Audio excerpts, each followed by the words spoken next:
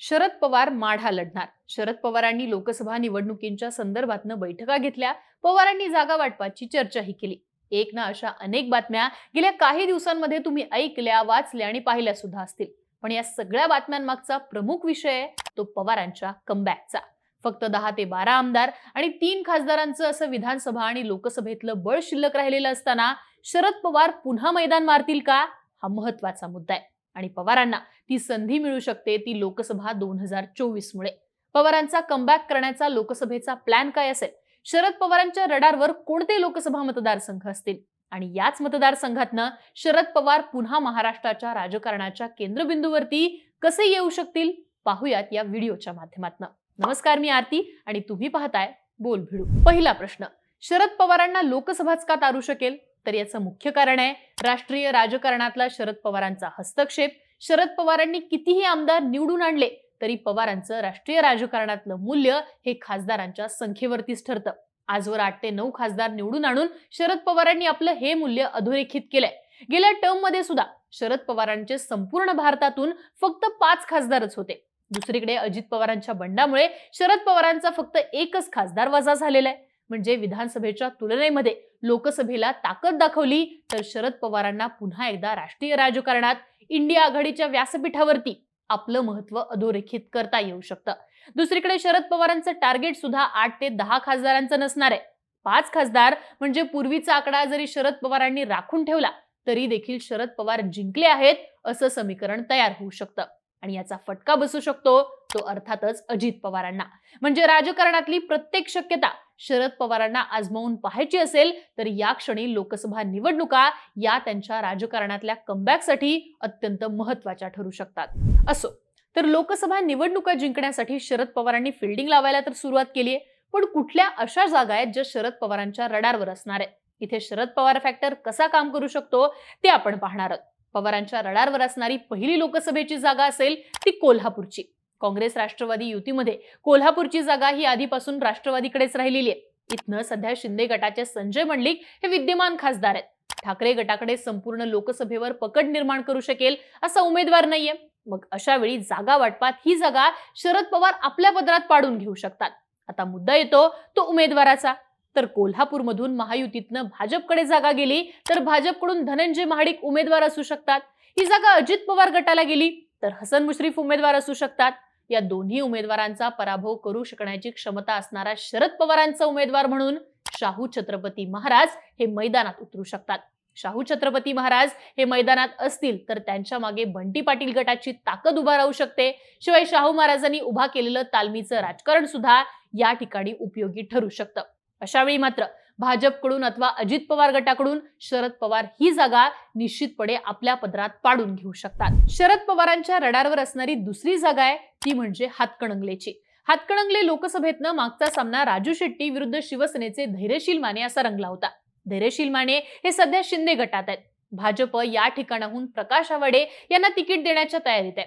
अशा वेळी राजू शेट्टी विरुद्ध प्रकाश आवाडे असा सामना रंगू शकतो. दोन्ही उमेदवार जैन असल्यानं मराठा मतदारांची भूमिका यावेळी निर्णायक ठरू शकते. थोडक्यात इथं राष्ट्रवादीची, जयंत पाटलांची, शरद पवारांची भूमिका दखलपात्र ठरू शकते. समजा या जागेवरून उमेदवार न देता राजू शेट्टींच्या मागे ताकद उभी करण्याची तयारी शरद पवारांनी केली तर शरद पवार इथनं भाजप उमेदवाराचा पराभव करण्याची शक्यता ही वाढताना दिसते. राजू शेट्टींना पाठिंबा न देता पवारांनी इथनं जयंत पाटलांना मैदानात उतरवलं तर सामना हा तिरंगी होऊ शकतो. मात्र याच्या शक्यता सुद्धा अत्यंत कमी आहेत. पवार इथनं थेट आपला उमेदवार निवडून आणू शकत नसले तरी ते भाजप किंवा शिंदे गट यापैकी ज्यांचा उमेदवार असेल तो उमेदवार पाडण्याची शक्यता निश्चितपणे निर्माण करतात. पवारांच्या रडारवर असणारी तिसरी जागा आहे ती म्हणजे माढा लोकसभा. काही दिवसांपासून पवारांच्या माढा लढवण्याच्या चर्चा पुन्हा चालू झाल्यात. या चर्चा पवार समर्थकांनी सुरू केल्यात असं बोललं गेलं. आज पवारांच्या मागे माढ्यातनं पुरेशी ताकद नसली तरी भाजपचे विद्यमान खासदार रणजितसिंह निंबाळकर, त्यांच्यासोबत असणारा मोहिते पाटील गट, रामराजे निंबाळकर यांचं बिनसलेलं राजकारण हे शरद पवार पथ्यावर पाडून घेऊ शकतात. काही महिन्यांपूर्वी शरद पवारांनी विजयसिंह मोहिते पाटील यांची भेट घेतली होती. राज्यातल्या आणि देशातल्या सत्ता समीकरणांमध्ये काहीही होत असलं तरी इथल्या गट तटाचं राजकारण भेदत भाजपला सुद्धा या ठिकाणी अवघड जाताना दिसतंय. मोहिते पाटील घराणं यावेळी रणजितसिंह नाईक निंबाळकर यांना मदत करेलच किंवा रामराजे त्यांच्याशी जुळून घेतील अशा कोणत्याही शक्यता नाहीयेत. दुसरीकडून माढ्यातून पवार हे जानकरांसोबत सुद्धा जुळून घेतील असं बोललं जाते. माढ्याचं राजकारण माहीत असलेल्या पवारांना अंतर्गत राजकारणाचा फायदा घेण्याची संधी ही माढ्यातनं मिळू शकते. सक्षम उमेदवार नसला तरी रणजितसिंह निंबाळकरांना मोहिते पाटील घराण्याचा आणि रामराजेंचा असणारा विरोध शरद पवार आपल्या पदरात पाडून घेऊ शकतात. शरद पवारांच्या रडारवर असणारी चौथी लोकसभेची जागा आहे ती अर्थात साताऱ्याची. साताऱ्यातनं पवारांकडे सक्षम ठरेल असा उमेदवार सध्या नाहीये. आता हीच गत भाजपची सुद्धा आहे. दुसऱ्यांदा निवडणूक लढवण्यास भाजपकडून उदयनराजे इच्छुक नाहीयेत. अशा वेळी भाजप कुणाला तिकीट देणार हा प्रश्न आहे. शरद पवार मात्र पुन्हा श्रीनिवास पाटलांच्या नावावरती शिक्कामोर्तब करू शकतील, पण ते पुन्हा निवडणूक लढवतील का हाही प्रश्न आहे. भाजप कोणाला तिकीट देणार यावरती शरद पवारांचा उमेदवार ठरेल हे नक्की असलं तरी शरद पवार साताऱ्यातनं पूर्णपणे झिरो आहेत असं म्हणता येणार नाही. एकवेळी काँग्रेसला ही जागा सोडून इथून पृथ्वीराज चव्हाणांच्या मागे ताकद उभी करण्याची खेळी सुद्धा शरद पवार करू शकतात. अर्थात साताऱ्याची जागा देखील शरद पवार भाजपसाठी अडचणीची ठरवू शकतात. पवारांच्या रडारवर असणारी 5वी जागा आहे ती म्हणजे बारामतीची. सुप्रिया सुळेंना पाडण्याची व्यूहरचना ही भाजप अगदी 2014 पासूनच आखतोय. मात्र बारामतीची जागा अजित पवार गटाला जाणार की भाजप इथून आपला उमेदवार देणार हे अजूनही कन्फर्म झालेलं नाहीये. मात्र जो फॉर्म्युला शिरूर लोकसभेत वर्कआउट होत आला तोच बारामती लोकसभेच्या बाबतीत सुद्धा होऊ शकतो. म्हणजे लोकसभेला शिवाजीराव आढळराव पाटील आणि विधानसभेला वळसे पाटील हे समीकरण या मतदारसंघाने कायम ठेवलंय. बारामती बाबतीत सुद्धा हीच गोष्ट वर्कआउट होताना दिसू शकते. लोकसभेसाठी सुप्रिया सुळे आणि विधानसभेसाठी अजित पवार अशी राष्ट्रवादीच्या मतदारांची तयारी असेल तर ही गोष्ट शरद पवारांच्या पथ्यावर पडेल. जर का अजित पवारांनी घरचा उमेदवार सुप्रिया सुळेंच्या विरोधात दिला तर शरद पवारांना भावनिक साथ देण्यासाठी हे आयतं निमित्तच मिळेल. जर का भाजपने ही जागा लढवली तर अजित पवारांचा अंतर्गत पाठिंबा हा सुप्रिया सुळेंनाच असल्याचं प्रचारात भासवलं जाईल आणि याचा देखील फायदा हा शरद पवारांना होईल. शरद पवारांच्या फोकसमध्ये असणारी 6वी जागा असेल ती रायगडची. रायगडचा गतवेळीचा सामना हा राष्ट्रवादीचे सुनील तटकरे विरुद्ध शिवसेनेचे अनंत गीते असा झाला होता. अनंत गीते ठाकरे गटासोबत आहेत तर तटकरे हे अजित पवारांसोबत आहेत. यावेळी सुद्धा ठाकरे गटाकडून गीते असतील आणि अजित पवार गटाकडून तटकरेच असतील असं बोललं जात आहे. यावर्षीच्या समीकरणांमध्ये शेकापच्या जयंत पाटलांची ताकद हे ठाकरे गटाला मिळू शकते.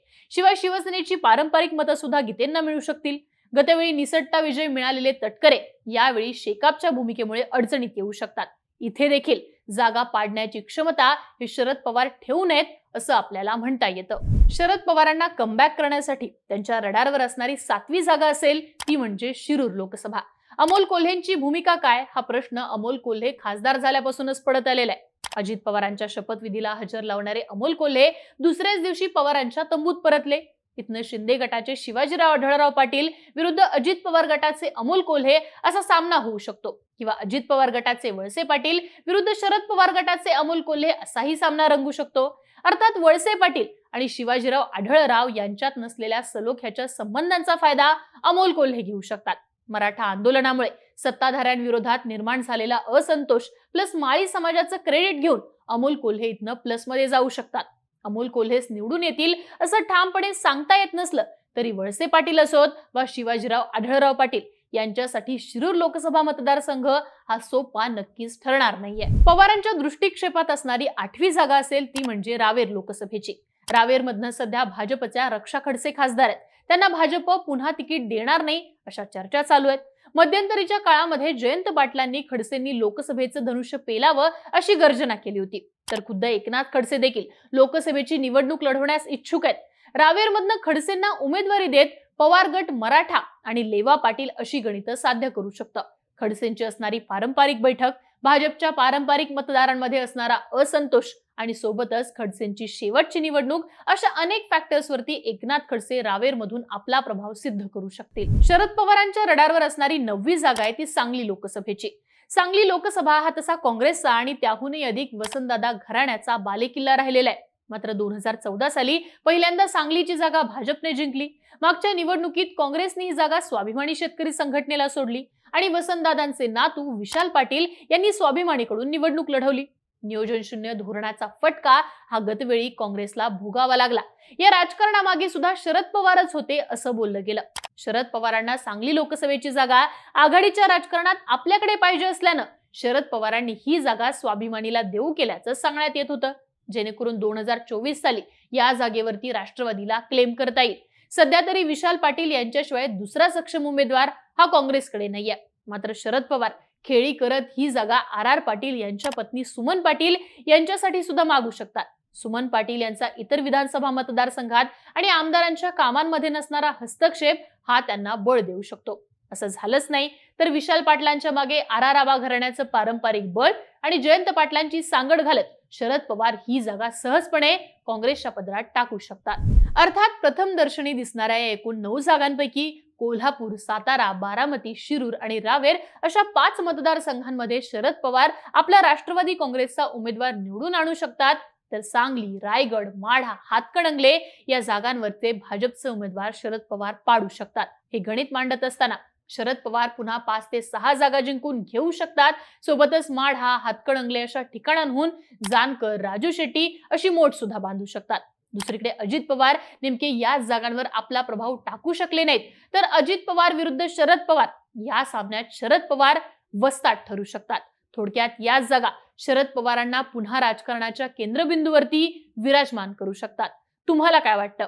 या जागांच्या माध्यमातून शरद पवार पुन्हा राजकारणात कमबॅक करू शकतील का? तुमची मतं आणि प्रतिक्रिया अत्यंत महत्त्वाच्या आहेत. त्या मला कमेंट बॉक्समध्ये लिहून नक्की कळवा आणि अशाच माहितीपूर्ण व्हिडिओसाठी बोलबिडूच्या YouTube चॅनलला सबस्क्राईब करायला विसरू नका.